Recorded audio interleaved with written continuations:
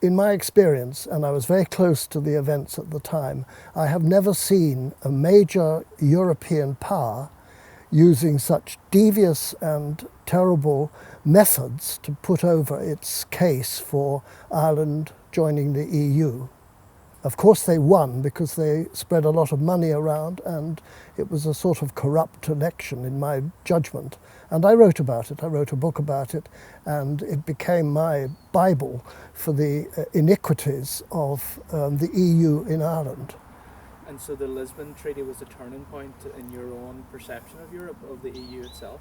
Well, it was, yes, it was the Lisbon Treaty in that first year, but it then became a battle royal between those who didn't want the EU and those who did. And I was amazed and shocked, and still am amazed and shocked at how easily the Irish people dumped their constitution in favour of the EU way of doing things, and the EU became the masterminds of politics in Ireland, particularly of our finances.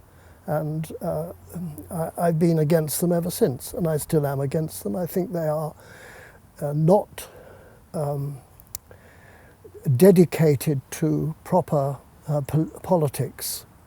There isn't a way in which they have met the requirements of the Irish people that we should be governed democratically. The EU is not a democracy, and the people who lead it at the top are very much not democratic. And the Irish constitutional question is a very interesting one, because am I right in saying it was changed quite radically with the passage of the Lisbon Treaty in terms of the wording and the stance of European law vis-a-vis Irish law? Well, it ceased really to be a constitution. We don't have a constitution because the constitution can be outvoted or outsmarted by EU law. To the amazement of many people in Ireland, they saw their constitution, which had been a bedrock for decision making in every field, simply undermined and damaged. It doesn't have the central power of the Constitution as it had existed from 1938 to the present time, with amendments, but nevertheless the Constitution was the supreme element of government. It doesn't really exist anymore. And that's because of the wording that was inserted due to Lisbon? No, it was because of the superiority of Lisbon law. Lisbon law then became the primary law governing this country, as it had done with other countries, and a limited number of people, a minority really, saw what had happened. I happened to be one of them because I was close to the operation of it during that crucial year, 2009, during which the corruption and dishonesty of the EU in taking over from the laws in this country was manifest. And so Ireland's been through quite a lot, a major economic, since Lisbon, a major economic recession, and the bank bailout, and a number of other seminal events in that short period of time. But now we're at a stage where we have to try and cope with the outcome of a vote in another country, the UK, and to deal with the ramifications of that for Ireland. So in your own opinion, what would be the best way forward for this country in terms of dealing with Brexit negotiations and the backstop in particular? Simply to request of the EU that they abandon and remove the backstop. The backstop is not democratic. It isn't a legal instrument that anyone can respect. It has no function other than to block the British over the Brexit. And to me, that is part of the awful thinking that's going on around that. I mean, Coveney, who's quite a nice man, and Varadkar, who tries hard as Taoiseach, their real venom is to defend the backstop. The backstop doesn't mean anything, doesn't do anything, is just there as a sort of guideline for Ireland, North and South, and the free movement of trade. That's been going on for the last half century without there being a backstop. And the presence of a backstop, which Johnston in his letter to Tusk said very clearly, this is not legal, this is not democratic, we shouldn't have it. If it was removed, the EU would earn the money that we owe. If it's not removed, we take the money. And that absence of a border can be maintained even if it became a European border? The only thing that has worried us about the border has been IRA violence and the violence of other minority groups. It does not function as a useful weapon for any normal person having to trade north and south. It does not function. It has no purpose. It is an absurdity.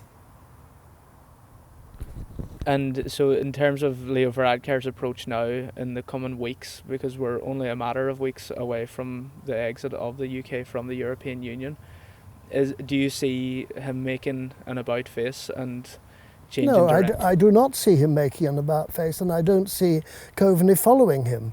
Both of them are reported most recently as asking the EU to defend the backstop.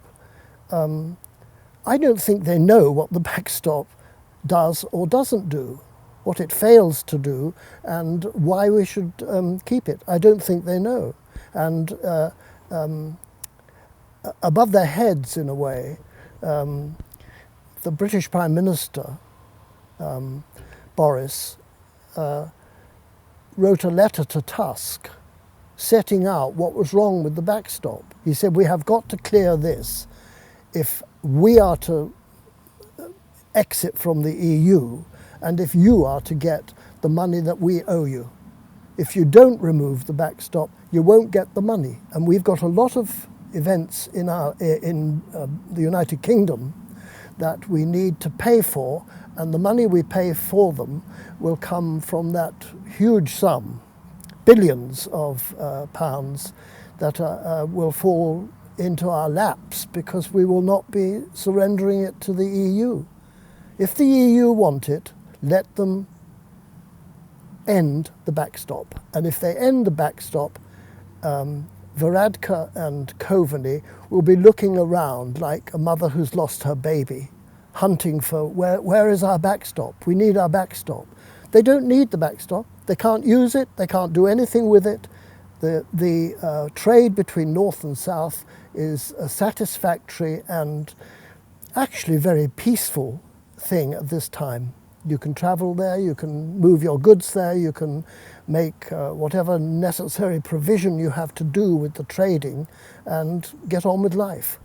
I am amazed at the degree to which they are frantic about the backstop, and Varadkar has now become frantic about Brazil. Bruce, you wrote a very significant article for The Telegraph. Were you surprised at the reaction it received here in Ireland? Not really. I've had to contend with a lot of bad-mouthing in this country and emphasis of the fact that I'm from England and am still English and believe that that is an appropriate way for a friendly country, the resident formerly of a friendly country, to live in this country, which on the whole has been generously kind to me. But at the public life level, I have been deprived of my employment, sacked by a dishonest editor, and generally treated with disdain and questioning.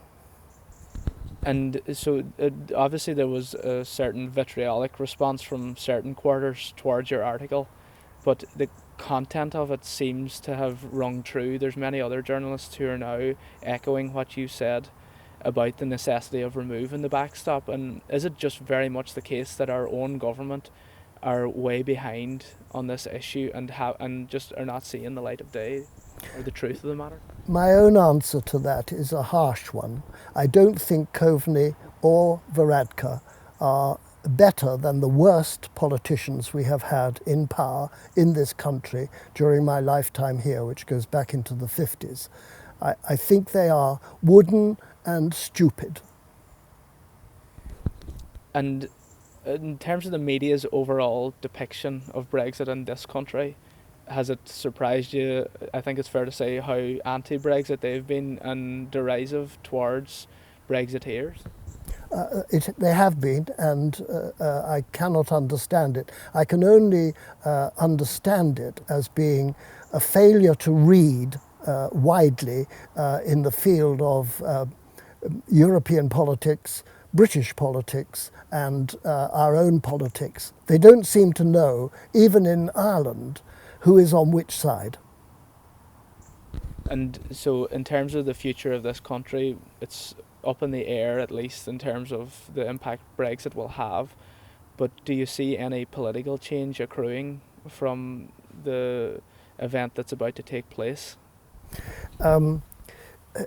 I started writing about politics when Sean the Mass was the Taoiseach after De Valera had gone to the park. And I remember a press conference that he came to and gave to a small group of journalists. And he made a very clear point about Irish agriculture. He said, our first priority with farmers in Ireland should be to get Irish beef on British tables. And it convinced me of the vitality of the farming community in selling their goods to Britain. And I think that will be damaged irreparably. I hope it won't, because I come from the farming stock in both this country and in Britain, and I am concerned about that almost above all, that the Irish farmers should have a fluid and welcoming reception in Britain with their goods. I think that may have been lost for good and all. I certainly think it's been damaged seriously by Walloons working in politics, who think that they can damage Britain and yet keep safe this vital relationship between the two countries at the farmers' level. And isn't it finally, Bruce, fair to say that part of the problem was that Britain or British negotiators shot themselves in the foot when they stepped into negotiations with Brussels and agreed so quickly to the backstop? And in that sense, it's a self-created issue that Britain now faces, and Ireland absolutely, and the rest of absolutely true. And very recently, in the middle of August, Boris Johnson sent an impressive letter to Donald Tusk. And the letter set out what was needed, pointed out that the backstop itself was illegal and should not be there, that it did no good except to keep in aspic, as it were, the leaders of our politics here who don't know where to go if the backstop is taken away. If the EU ruled it out and said we're going to deal directly with Britain and we're going to look for a better deal on the very substantial sum of money that is owed and which won't be paid if the backstop remains there. And that letter, a brilliant letter by Boris Johnson, who went up in my estimation for the reticence and care with which he addressed his opposite number. His opposite number, stupidly, made some disparaging remark at the beginning of the G7 about him, and that is hanging round his neck like a broken bell. And I think he is. I think he's coming round to seeing that a different approach is possible. But everyone is speculating now on, can we have this? Can we have that? Where will we go? Why will we go? And that's ruining the chances of a calm, legitimate, legal dismantling of what lies between us. Well, Bruce Arnold, we wait with bated breath. Thank you for your time.